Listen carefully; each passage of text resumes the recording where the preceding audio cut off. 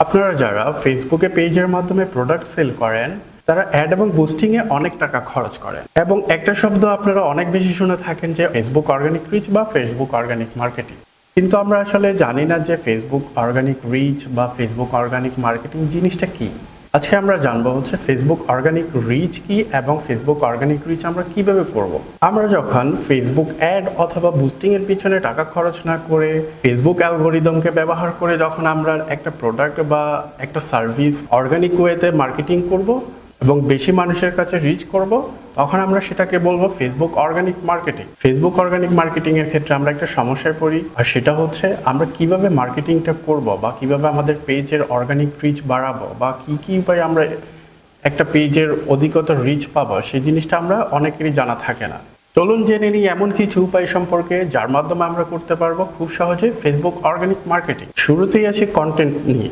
Content is the কি।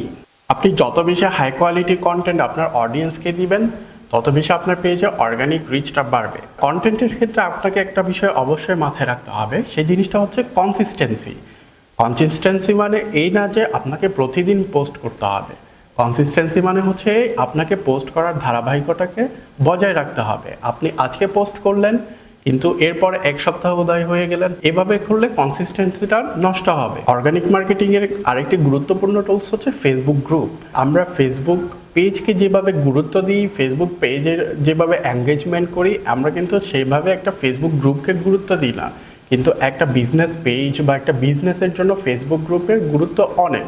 তারপর হচ্ছে পোস্ট ফরম্যাট। ফেসবুক পেজে আমরা একই সাথে চাইলে ফেসবুক লাইভ করতে পারি, আমরা চাইলে রিলস দিতে পারি, আমরা চাইলে পোস্ট আকারে শেয়ার করতে পারি, অথবা আমরা চাইলে স্টোরি দিয়েও আমাদের প্রোডাক্ট বা আমাদের আইডিয়াগুলো শেয়ার করতে পারি।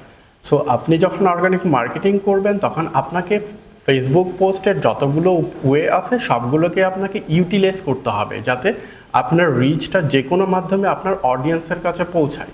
আরেকটি ইম্পর্টেন্ট বিষয় হচ্ছে আই ক্যাচি ইমেজ এবং ভিডিওস। আমরা স্বভাবতই একটা পোস্ট যেটাতে ইমেজ থাকবে বা ভিডিও থাকবে সেটার সাথে যেভাবে ইন্টারেক্ট করি বা সেটার সাথে যেভাবে এঙ্গেজড হই, একটা পোস্ট যেটাতে কোনো ইমেজ নেই বা কোনো ভিডিও নেই সেটার সাথে সেভাবে এঙ্গেজড হই না। সো কন্টেন্ট দেওয়ার সময় অবশ্যই আমাদেরকে কন্টেন্টের রিলিভেন্সি অনুযায়ী ইমেজ অথবা ভিডিওস, শর্ট ভিডিওস এগুলো অ্যাড করতে হবে। একটা নির্দিষ্ট সময় থাকে যখন আপনার অডিয়েন্সরা ফেসবুকে বেশিরভাগই অ্যাক্টিভ থাকে। আপনাকে খুঁজে বের করতে হবে বা আপনাকে ফাইন্ড আউট করতে হবে আপনার অডিয়েন্সরা কোন সময় ফেসবুকে অ্যাক্টিভ থাকতেছে। আপনার অডিয়েন্সের অ্যাক্টিভ সময়ে যখন আপনি পোস্ট করবেন তখন আপনার পোস্টের অর্গানিক রিচের পরিমাণ বৃদ্ধি পাবে। সো আজকে এই পর্যন্তই। নেক্সট ভিডিওতে আমরা আরও বিস্তারিতভাবে অর্গানিক রিচ কিভাবে বাড়ানো যায় সে সম্পর্কে কথা বলবো। সে পর্যন্ত অ্যাক্টিভ থাকুন।